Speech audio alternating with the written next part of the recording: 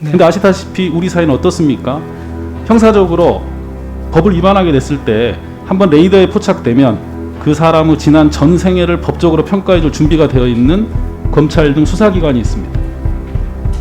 그리고 본인들이 대상이 되기 전까지는 그러한 수사기관의 권한 오남용을 견제할 헌법성 책무를 절감하지 못하는 법원도 있고요. 더 나아가 알 권리를 오독하여 한 개인의 사적인 부분까지 생중계하는 일부 언론도 있습니다.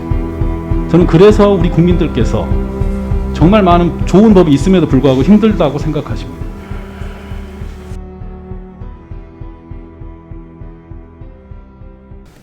네, 안녕하십니까. 서울 금천구 출신의 최기상 위원입니다.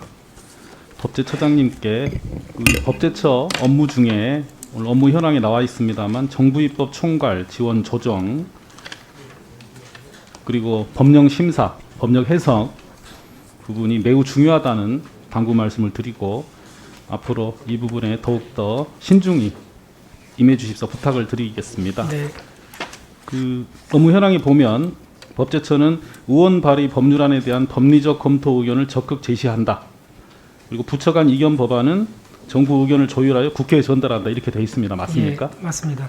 그리고 법령 심사 부분에서는 법령안의 심사 과정에 국민이 직접 참여하는 국민 참여 심사제도 운영하고 계시고요. 맞습니까? 맞습니다.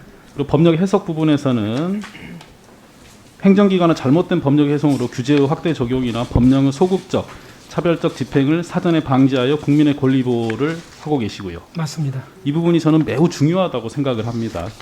처장님, 지금 2020년 7월 기준으로 우리 대한민국에 총 1,400여 개의 법률이 있다고 저는 조사를 했습니다. 어떻게 비슷하신가요? 네, 맞습니다. 네. 최근 5년간 194건 정도가 법률이 새로 제정돼서 공포되었고요. 또한 137건도 시행을 앞두고 있습니다. 대충 맞을까요? 예, 그렇습니다. 네. 이렇게 법이 넘쳐나고 있음에도 국민들께서는 법이 있어 다행이다가 아니라 오히려 예측 못한 뜻밖의 법 때문에 불안하고 불편하다, 힘들다 이런 말씀도 하십니다. 혹시 이런 말씀 들어보셨습니까? 예, 좀 어렵고 뭐 그렇다는 얘기는 예, 그동안에 뭐 쭉 있어왔던 것으로 저도 그렇게 알고 있습니다. 이런 사항을 어느 철학자는 이렇게 표현합니다. 우리는 법을 알지 못한 채 법에 지배된다. 얼마나 많은 법조항이 우리가 숨쉬는 대기 속에 떠다니며 우리를 노리고 있는지 모른다. 그러나 그것은 미생물처럼 보이지 않는다. 발병한 뒤에야 내 신체를 잠식한 것이 무엇인지 알게 되듯이 위반한 뒤에야 내가 위반한 게 무엇인지 알게 된다. 따라서 법을 알게 되는 것은 그것을 위반한 뒤다. 이게 가능하지요? 그럴 현 수 있을 것도 상태에서는요. 같습니다. 네, 잘 모른다면. 네. 근데 아시다시피 우리 사회는 어떻습니까? 형사적으로 법을 위반하게 됐을 때 한번 레이더에 포착되면 그 사람의 지난 전 생애를 법적으로 평가해줄 준비가 되어 있는 검찰 등 수사기관이 있습니다. 그리고 본인들이 대상이 되기 전까지는 그러한 수사기관의 권한 오남용을 견제할 헌법성 책무를 절감하지 못하는 법원도 있고요. 더 나아가 알 권리를 오독하여 한 개인의 사적인 부분까지 생중계하는 일부 언론도 있습니다. 저는 그래서 우리 국민들께서 정말 많은 좋은 법이 있음에도 불구하고 힘들다고 생각하십니다. 그렇기 때문에 법은 저희 국회에서 만듭니다.